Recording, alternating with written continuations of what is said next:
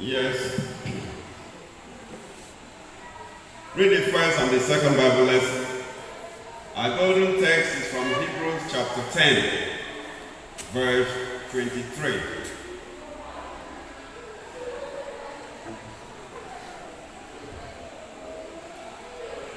First Bible lesson is taken from Matthew chapter 6, verse 32.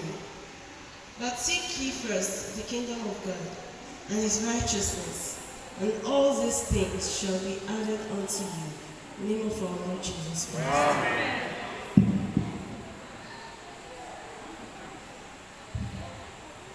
Our second Bible lesson is taken from Matthew chapter 11, verse 11 to 12. Verily I say unto you, among them that are born of women, there hath not risen a greater than John the Baptist. Notwithstanding, he that is least in the kingdom of heaven is greater than he. And from the days of John the Baptist until now, the kingdom of heaven suffereth violence, and the violent take it by force. In the name of the Lord Jesus Christ. Brethren, our golden text is taken from Hebrews chapter 10, verse 23. Let us hold fast the confession of our hope without wavering, for he who promised is faithful. In the name of Lord Jesus. Amen. Hallelujah. Hallelujah. Hallelujah. Hallelujah. Praise happy church.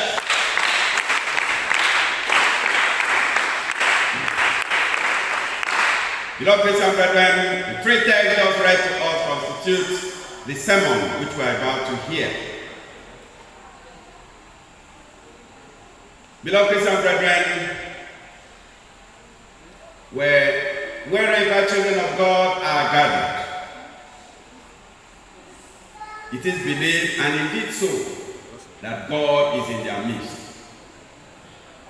And so, this be the gathering of the faithful children of God. God is here. The Father is in our midst. And because he's in our midst, he has come to declare the April Pentecost for the year 2021 open. Amen. And because for everything that God does, he uses the words to lay a foundation. And so the foundation which the Father has come to lay for you and I, for a peaceful, joyful, a blessing-filled Pentecost, is to tune our mind towards spirituality. Tune our mind to seeking the will of God, seeking to please God, seeking to do his will. To tune our mind to spiritual consciousness. To tune our mind to live a life of denial. To live a life that is directed towards serving God and humanity. Our lives must be geared towards serving the Father and humanity. And so, having heard the first Bible lesson, the second and indeed the golden text, the scripture is clear. The first Bible lesson is saying, children of God, let us be conscious enough to seek the spiritual blessings. Let us seek to do the things that are godly, things that are pleasing unto our God. Simply by saying, seek ye first the kingdom of God. Seek ye first the righteousness of God. Seek ye first the heavenly things. Seek ye things first, the things that are in line with the will of the Father. For only by achieving that will all other things be added unto us. Our Heavenly Father knows that we have need for material things. We have need for every other aspect of life to keep body and soul together. But like the disciples, when Christ said to them, by way of admonishment, that they seek ye first the kingdom of God, and he said to them, your Heavenly Father, who have sent me unto you, know that you have need of all other things. Because you are human. Certainly, you cannot live strictly on spiritual things. You have a spiritual life which is earthly life. You have a spiritual life which is heavenly. And heavenly is godly. And you have the earthly life to also take care of. And that is to please the flesh. To take care of the flesh is earthly. And so, a dual personality we are. And so the Father does not desire that you only strive to please the spiritual side of your personality and completely ignore the flesh. If you ignore the flesh completely, the spirit may not have where to stay. Because the spirit lives in the flesh. The spirit lives in the flesh. And that is why the word of God says that we are the temple of God. We are the temple of God. And so, but much as we have a duty to take care of both flesh and the spirit, it is important for children of God to know that God himself has placed premium on the spiritual aspect of one's life. And that's why for everything he does, he definitely will commence or start it with a spiritual spice, with a spiritual aspect of life. That's why Brotherhood of the Cross and Star, as originally set up by leader Olumba Ogu,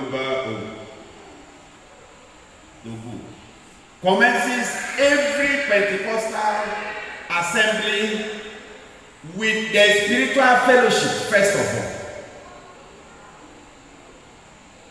And that is in line with seeking first the things of God, the kingdom of God, and the righteousness of God. And up till now, that which we learned from the great teacher is what we have to observe in Christ's practical brotherhood of the cross and star. That which we learned, we have to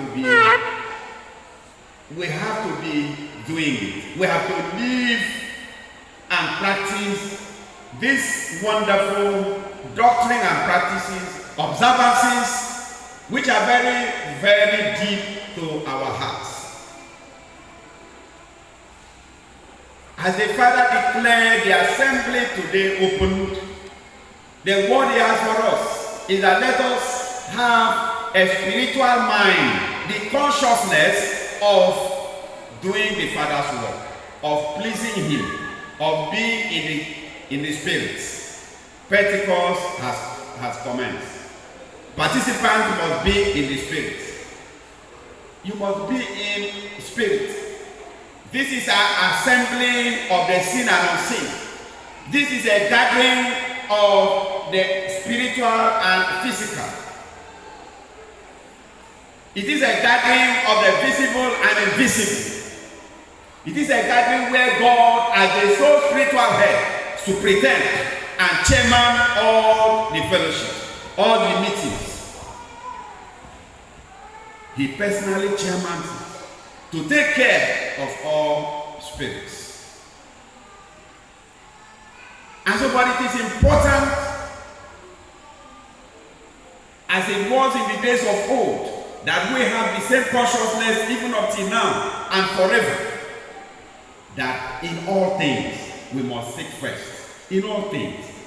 Because a gathering with God as the head of the gathering, fellowshipping with God, meeting with God, reporting unto God.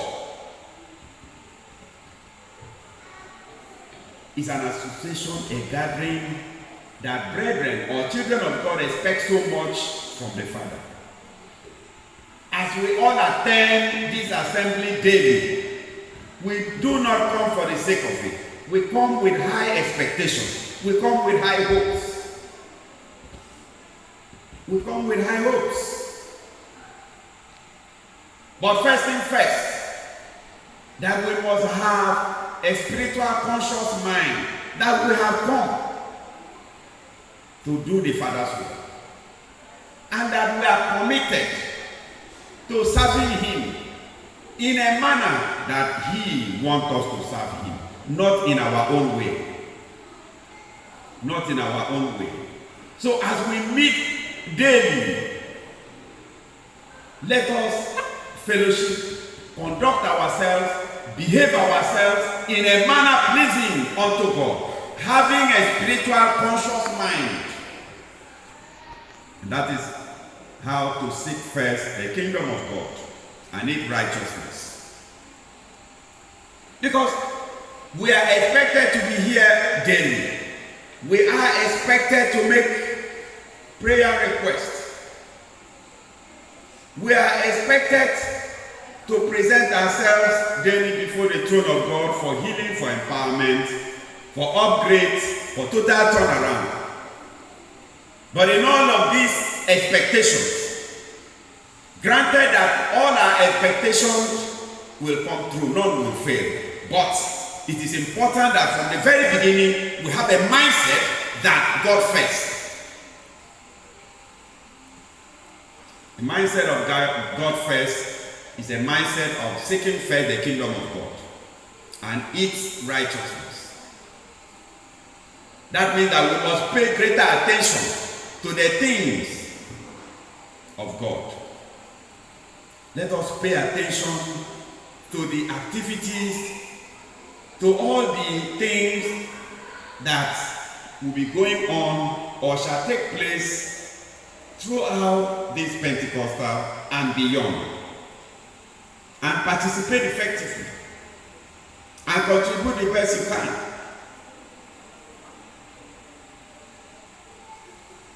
And so, beloved Christian brethren, you will get to know from the second to the golden text the weight of the word of God on God's own children. The weight is not very light. The weight of the word of God is not very light. It's heavy. But because he who gives the load is the carrier himself, so it becomes lighter.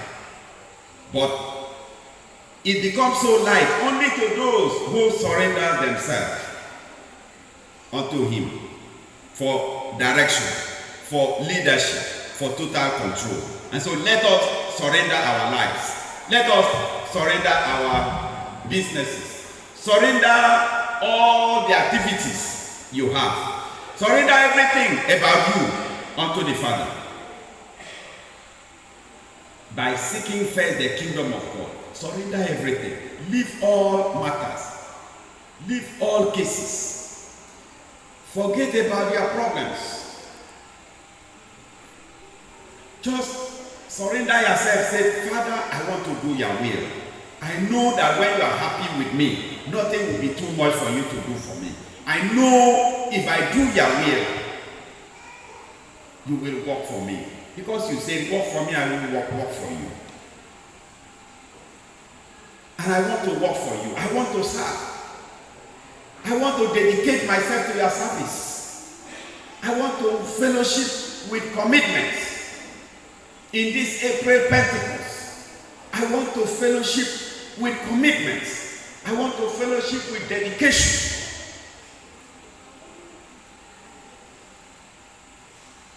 I want your Holy Spirit.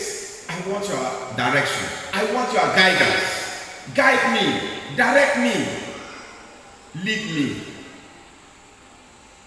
And certainly, and surely so, he will guide, direct, and lead us to do his will.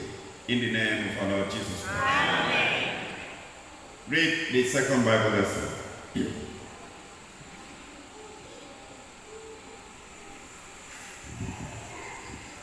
Our second Bible lesson is taken from Matthew chapter 11. Raise your voice. Our second Bible lesson is taken from Matthew chapter 11. Always know that this hall. Second Bible lesson is taken from Matthew chapter 11, verse 11 to 12. Yes. Verily I say unto you, among them that are born of women, there are not risen a greater than John the Baptist. Notwithstanding, he that is least in the kingdom of heaven is greater than he. And from the days of John the Baptist until now, the kingdom of God has suffered violence, and the violent take it by force. In the name of our Lord Jesus Christ. Amen. Hallelujah. Hallelujah. Hallelujah. Oh, pray, happy church.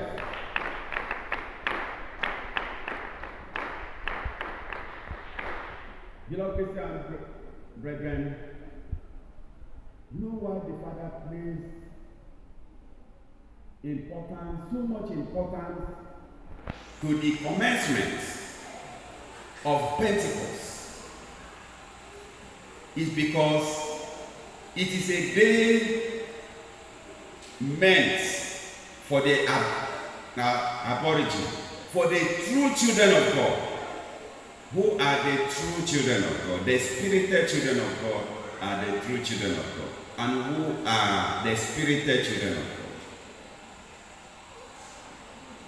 Spirited children of God are not only registered fellowship members, not those who are registered, not those who attend spirited fellowship are the only members. Not necessarily everyone registered or attend the spirited fellowship meetings are the true children of God. But the true children and spirited children of God are those with the fear of God, are those who have given themselves to the will of God, who have surrendered their lives, who are ready to serve the Father diligently with commitment and dedication. Those who are committed to doing the Father's will and nothing else. And so he uses the occasion of the commencement of every Pentecostal on a day like this to prepare their mind. To prepare their mind. And so in preparing our mind, the Father is saying that verily, verily I say unto you. Those were the words of our Lord Jesus Christ. That there is no one born of a woman greater than John the Baptist. And he went on to say that from the days of John the Baptist that the kingdom of God suffered violence, and that the violence taken it by force. The violence for which the kingdom of God suffers must be taken by force.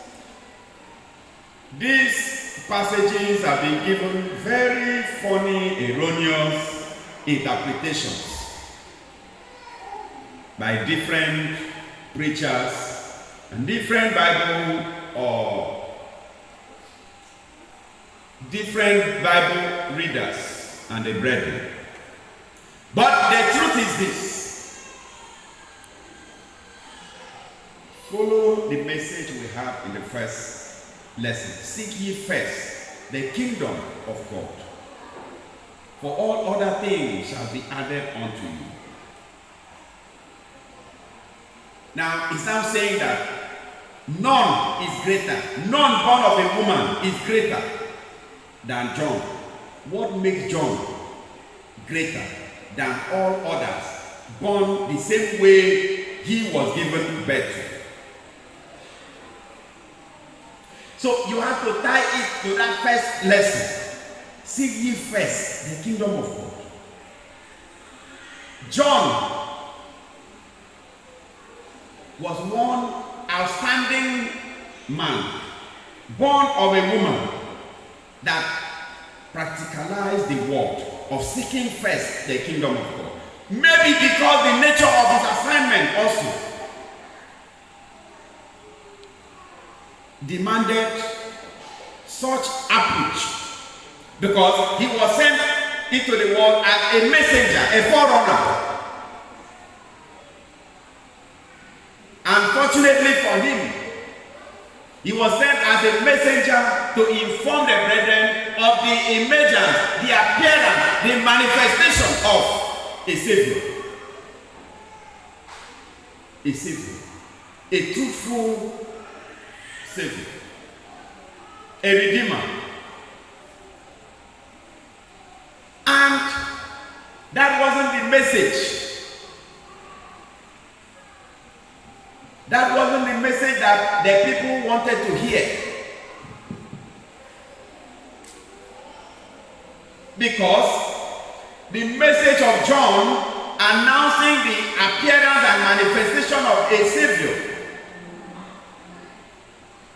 did not add up with their own expectation. It did not tally with their calculation. By their calculation, the Savior, yes, will come. But not at that time, John was saying, because Elijah must first come. And they haven't seen Elijah yet. They haven't seen Elijah yet. And so, John was preaching a contradictory message. And so, unknown to them, that John himself was not Elijah. John was Elijah. The word of God have informed us, as affirmed by the God, the Father himself, that John came in the full spirits of Elijah, without the people knowing. And that is the mystery of God. He hides himself. Like we have always said to you, he changes appearances and changes names based on his manifestation, but it doesn't change his nature.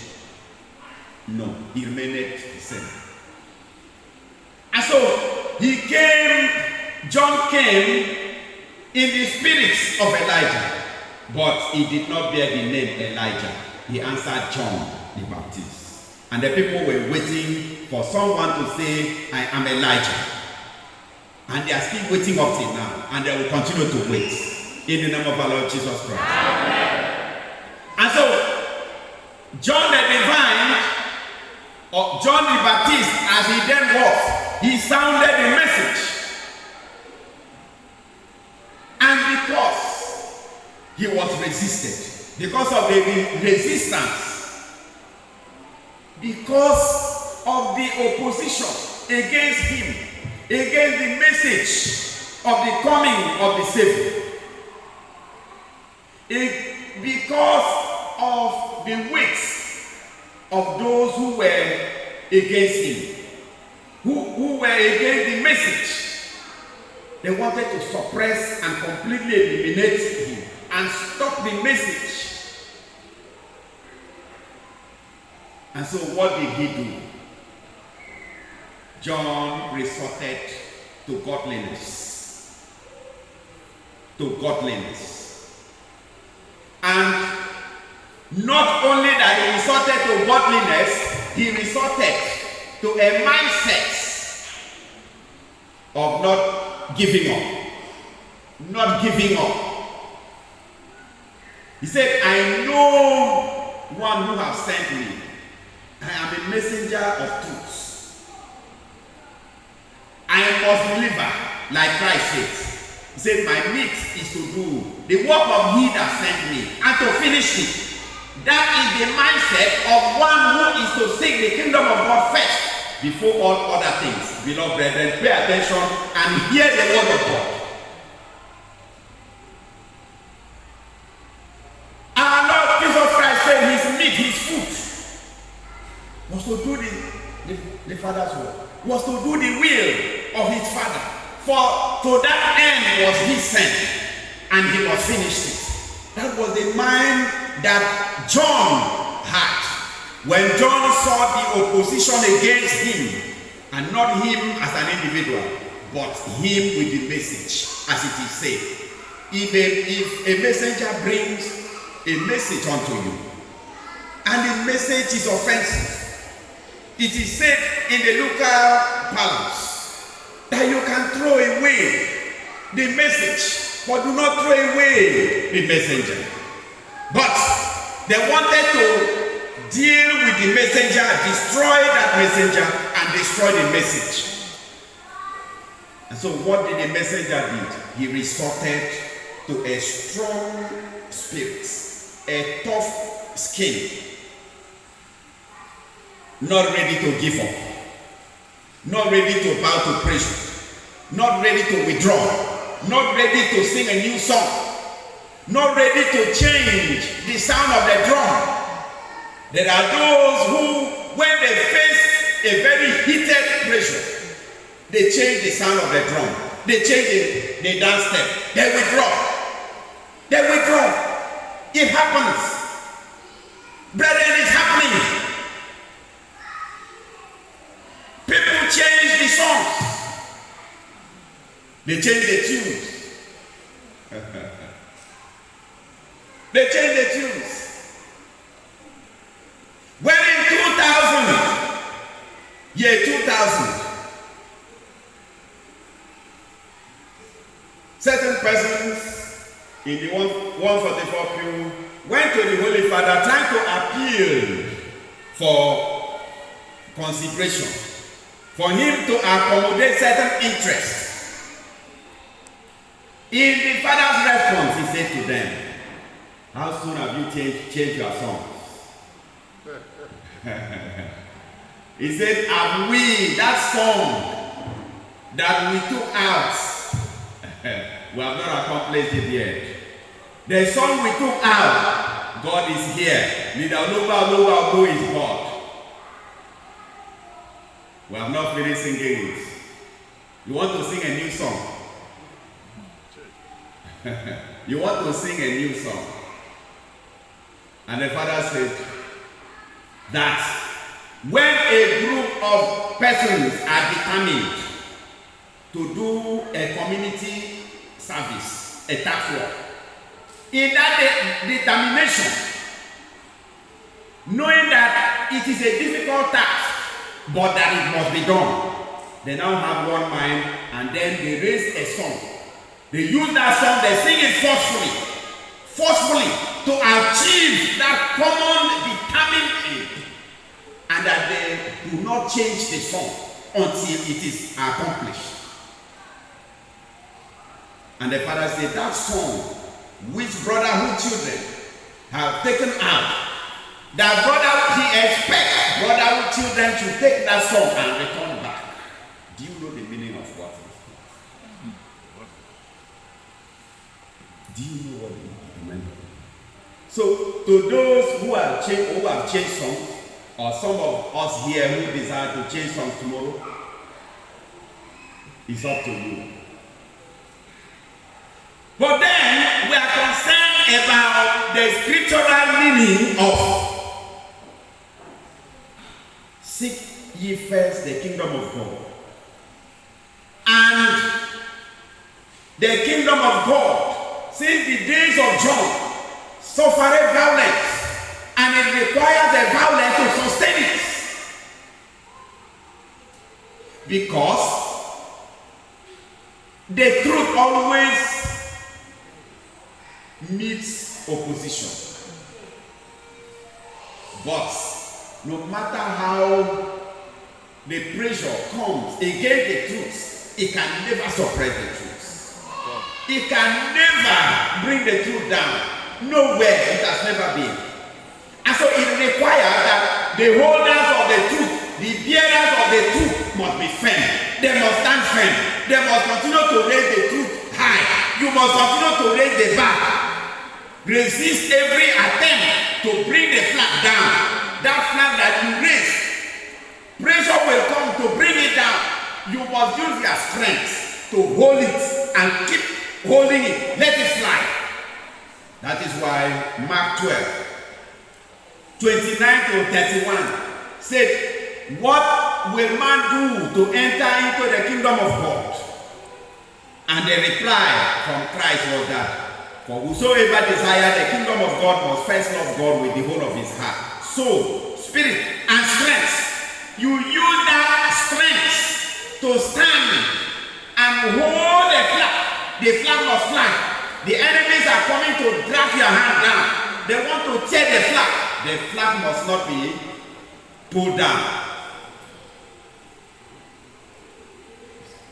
The enemies are coming against the kingdom to destroy the kingdom. There is no kingdom without human beings. Human beings constitute the kingdom.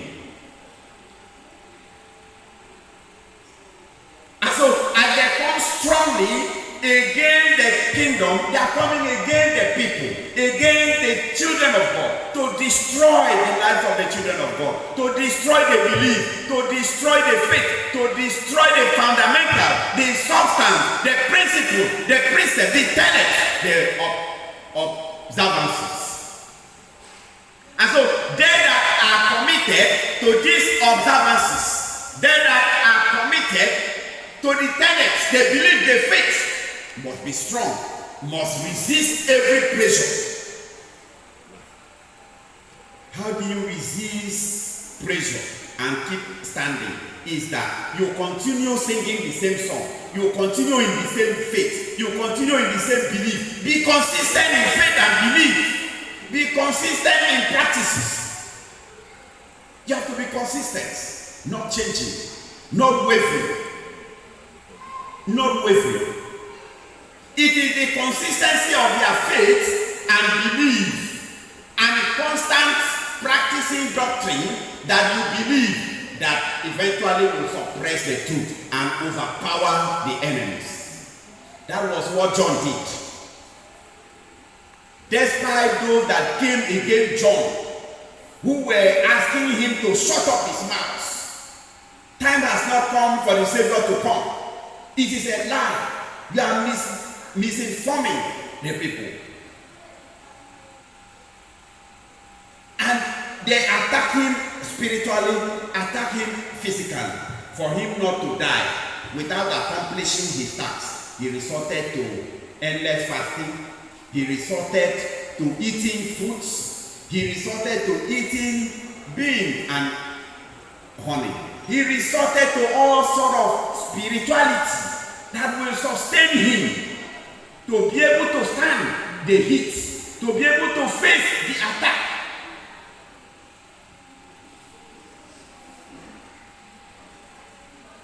That was strong.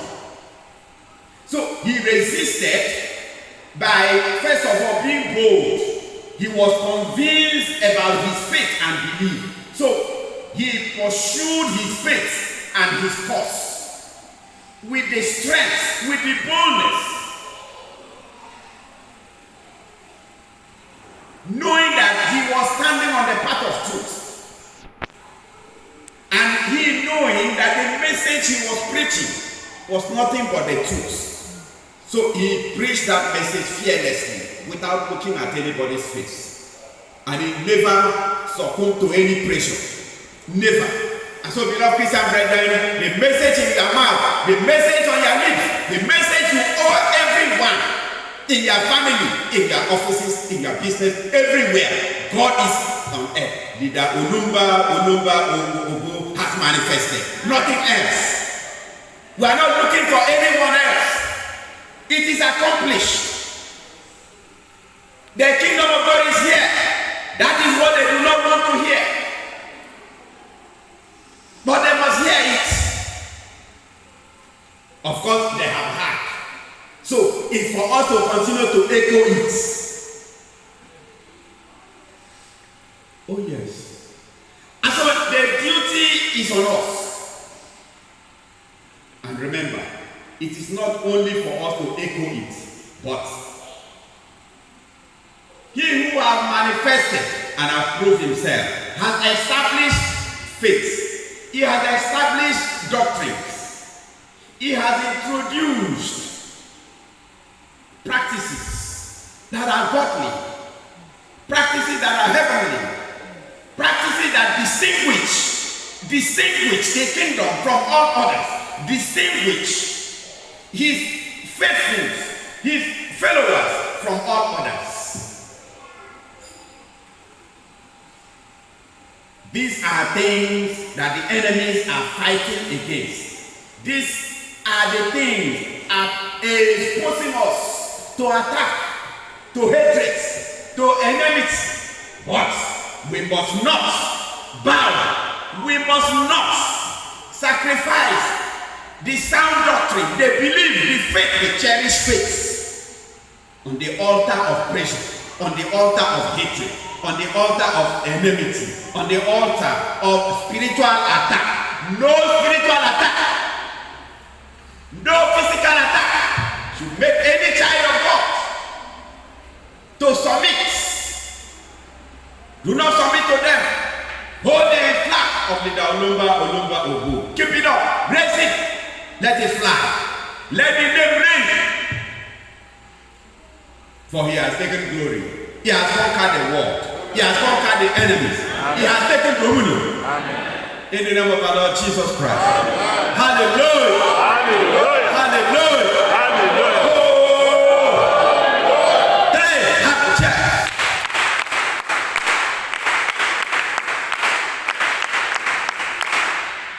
Yes. Read the golden text.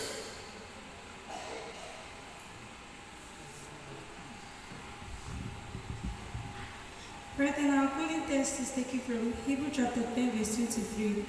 Let us hold fast the confession of our hope without wavering, for he who promised is faithful. In the name of the Lord Jesus Christ. Amen. Let us hold fast. Let us hold steadily. Let us hold with commitments. Let us hold with dedication that which we have professed, that which we have said. The message we have told our brothers and sisters, that message is common in the mouth of all believers, that the Olumba is God, and that the kingdom of God is with us, so well established. We have to hold on to it, unwavering. We have to hold on to it. And we are saying the only way you and I can justify holding onto that kingdom, holding the faith and the belief, is by living according to the will of the Olumba. Living according to the instructions of the Olumba. Living according to the words of the Olumba. Living to please the Olumba and not to please any other person. For no other person is in existence. Only him alone. Only him alone. And his reign is endless. He reigns eternally. In the name of our Lord Jesus Christ. Amen. 3 happy chairs.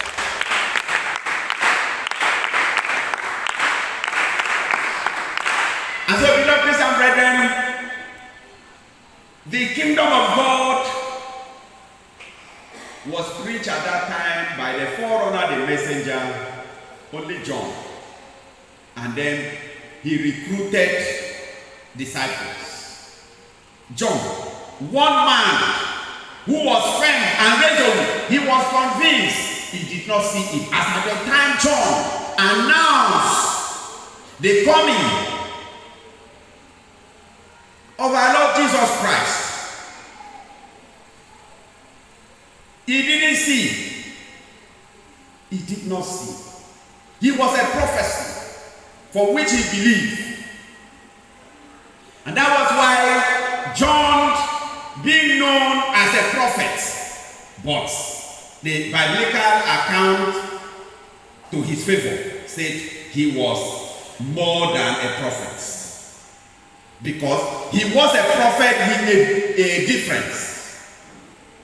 He was a prophet who distinguished his faith. He was a prophet, an outstanding prophet. An outstanding prophet. He never saw. But as a prophet, he received ministration and he believed and he acted on that which he had and believed.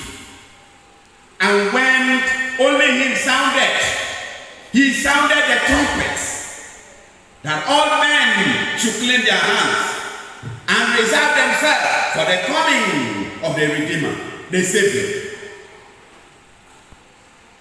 And when he saw that the opposition was serious, he was, and because he was vehement and committed to continuing these trumpets, continue blowing the trumpet and sounding it, and he quickly recruited followers. He recruited men and women who shared the same belief.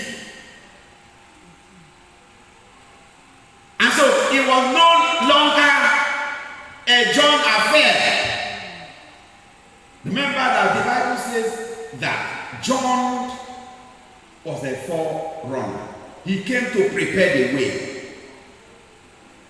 He came to sound the arrival. But to be sure that he succeeded, he recruited. And that was why John is said to have disciples. He had disciples. And those his disciples, he also introduced a kind of spiritually elevated life, so that they will not also kill them, so that they will not also destroy them. And he told them that the task ahead of them is very tough. Men and women who are against the truth, men and women who are against light, men and women who are lovers of darkness are committed to silencing children of God.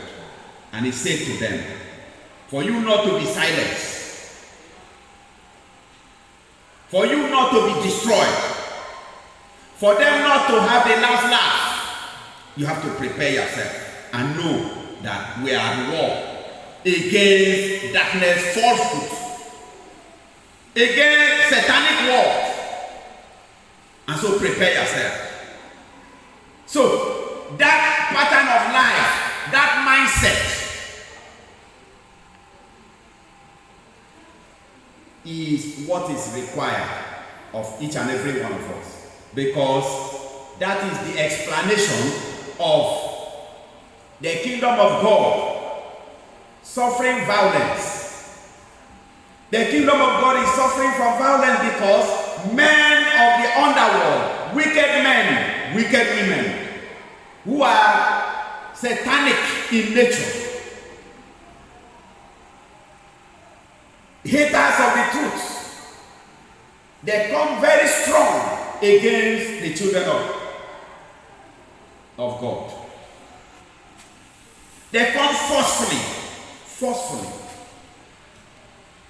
And so the children of God must forcefully stand, resist, and keep moving. You have to resist. There is no other way to resist evil men except by being godly. You cannot use evil to fight evil. You can't use evil to fight evil. John did not use evil to fight them. If he had tried it, they would have finished him. He succeeded because he resorted to godliness. And so, beloved Christians and brethren, like we mentioned, that even though John did not see the kingdom, but as a prophet, he received ministration and believing, and when vehemently he was taught, he did not bow to pressure. How much more you and I? In our case, we heard, we saw. We have seen God in human form. It's not vision, it's not revelation, it's not prophecy. Yes, it was prophesied. Yes, Yes, it was said that a time like this will come where God will come and live with man. But we are saying that we have seen him. It has manifested. So imagine if we understand the expectation of the Father, the kind of mindset that you and I should have. If John, who did not see, had that kind of violent mindset, he said, look, you cannot kill the truth. I am not going to surrender. No.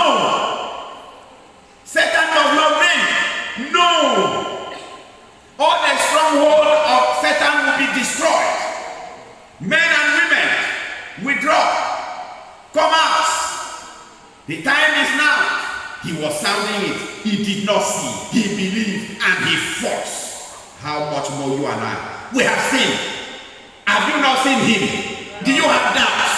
Are you expecting any other person? I said no. He has come, and that is final. This is the last incarnation of God. Leader Olumba will say, God has incarnated 3 times. First as Adam, second as Christ. This is the last. No other incarnation of God on earth. He has come. He has come. And so anyone who is expecting any other thing is a waste of time. Anyone who is joking and playing with his faith, the faith in Leader Olumba should not be toyed with. That is why anybody who knows himself, Christ stood for the kingdom because he told the Pharisees and the scribes that he knows himself. He knows where he's coming from. He knows where he's going. John the Divine, John the Baptist, stood vehemently and faced it because he knew himself and knew where he came from and where he was going. Beloved, if we say we do not know ourselves, then we be fools. I know myself. You know yourself. Know your father. Know your father. Know where you are coming from. Know where you are going. He has chosen us. He has chosen us. And when God has chosen you, it is finished. Leader Olumba who has chosen you and I to worship him. Whether Satan likes it or not, our names are written in the book of life. Whether Satan likes it or not, we shall worship Leader Olumba all the days of our life. Whether Satan likes it or not, we shall not miss our head for him. We shall worship the Holy Father and no other person. And so, beloved Christian brethren, this is a mindset required for us to stand against all odds, against all barriers, against all oppressors, against all challengers of God. Children of God must rise and shine in their Father's kingdom. We must rise and shine in this brotherhood because the Father is our Father. And so, beloved Christian brethren, this is enough. The Father has prepared us sufficiently for a very joyful and a peaceful Pentecostal assembly. And we say that the stroke of a king is sufficient to the wise. You have your letter here. The Father blesses whatever now and forevermore.